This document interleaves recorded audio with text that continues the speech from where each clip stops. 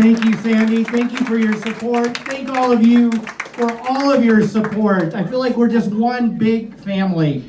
And I want to take a moment to just deeply thank my friends Bruce and Bonnie for cleansing this office. And I also want to acknowledge and express my gratitude that we're meeting on the traditional lands of the Adirondack, the Haudenosaunee, and the Anishinaabe peoples.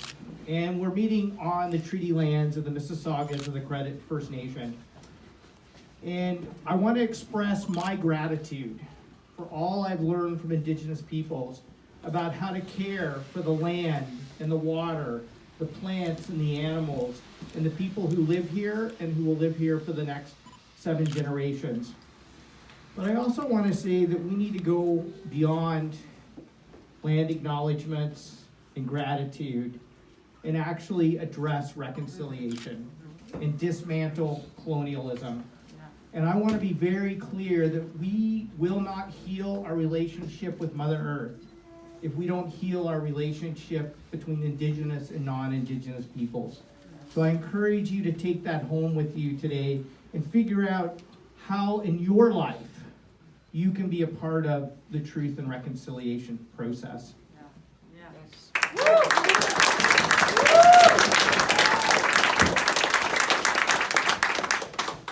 I can feel the energy in the room today, and I can tell you it has been an honor, a deep honor to serve the people of Guelph at Queen's Park over the last 4 years.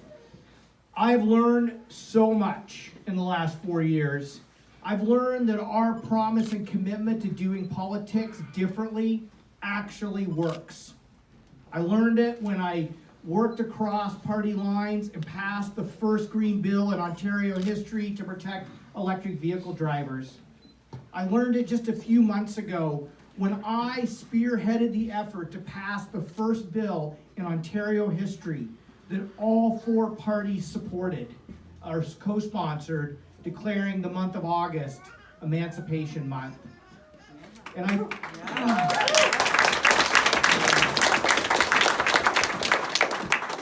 I think we've all learned collectively over the last 2 years the revelation of the cracks in the systems that support our communities and that care for each other. And I can tell you right now that Doug Ford might think that COVID is over. But we know, we as Ontario Greens know that we will always follow the science, respect the public health advice, whether it's on COVID or climate, to take the actions we need to make the investments in our community to care for each other. We will bolster our healthcare system. We will support the frontline healthcare workers with decent wages and adequate benefits who care for our loved ones, whether it's in home care, hospital care, or long-term care. We'll support safe schools and good, strong public education. We're going to support caring for our elders. We're going to support $10 a day childcare because we know after the last 2 years that we have to invest in the caring professions in our communities. Yes.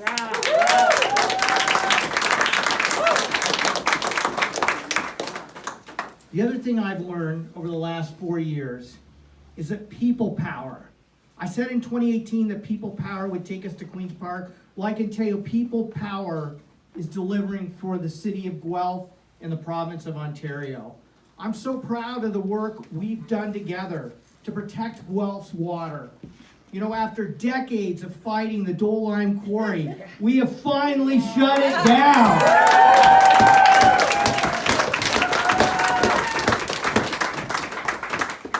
I'm so proud of the work we've done together to secure millions of dollars in funding for community organizations like Hope House and the Y that do so much for people in our community.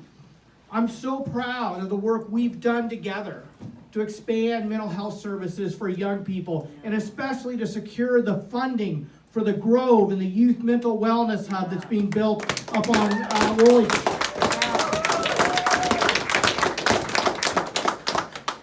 I'm so proud of the way this community came together and said we're going to protect our parks and our community institutions by saying no to Metrolinx building inappropriate infrastructure in our community parks.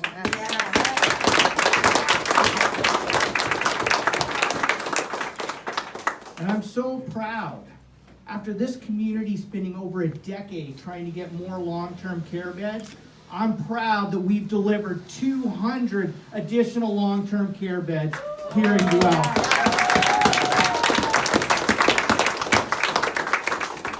People often say, what can one green MPP do? I'll tell you, one green MPP backed up with a community of people like we have in this room can do a lot. Yes. And we have proven it.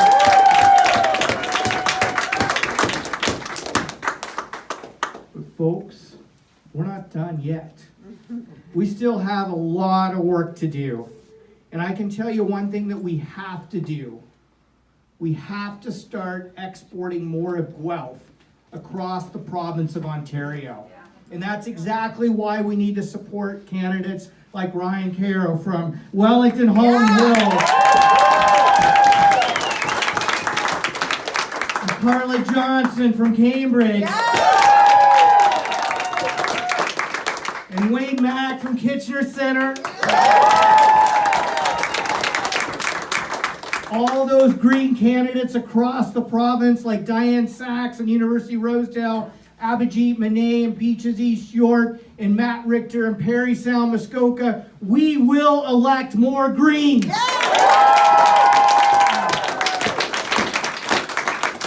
Greens across the country have shown what can happen when you elect Greens in New Brunswick, when you elect Greens to be the official opposition in PEI, and when you elect Greens to be a part of holding the balance of power in British Columbia, good things happen for your province.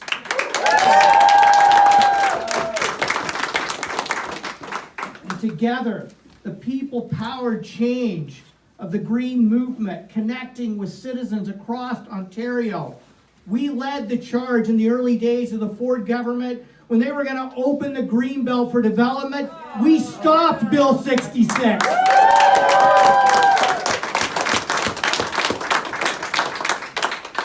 When they were going to destroy the Duffins Creek wetland by building it as an Amazon warehouse, we stopped it together. And I can tell you, Greens are working with community organizations to fight Ford's highway projects. Yeah. We will stop Highway 13, and we will stop the Holland Marsh Highway.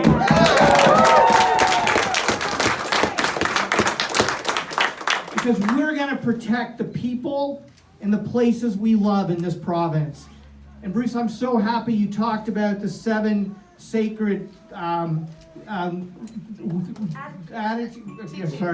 teachings, and especially love.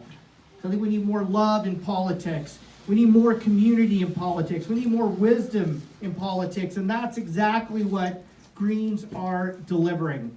And so if you are sick and tired of spending hours away from your family and your friends, stuck in traffic, we are going to end the commute by building livable, affordable, connected communities where you can live, work, shop, and play.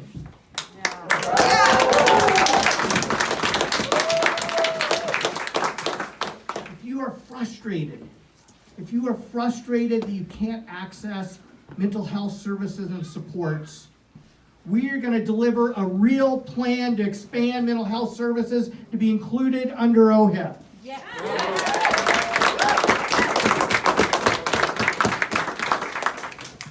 If you are stressed out that you can't afford to have a place to call home, or you're worried that your children can't find a place to rent or an affordable home to buy, we are going to deliver a real plan, a masterclass plan to address the housing affordability crisis in this province.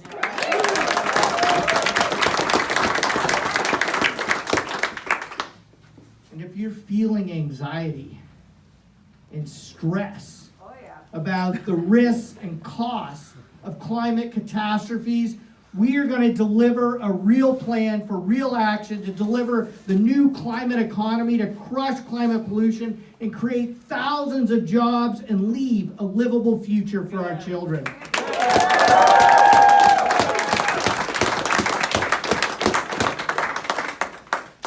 And I want to be clear. We will not accomplish all of that without all of you, without the kind of people-powered change that we knew that it would take to deliver Ontario's first green MPP. So that's why I'm going to challenge all of you. I'm going to challenge all of you to join us in this campaign. We have 75 days to re-elect Ontario's first green MPP and to elect a caucus of green MPPs to deliver the Ontario you want. Because I guarantee you, we as Greens are ready to provide the leadership this province needs, the leadership for a green and caring recovery, the leadership for the kind of communities like Guelph that we need to have all across this province.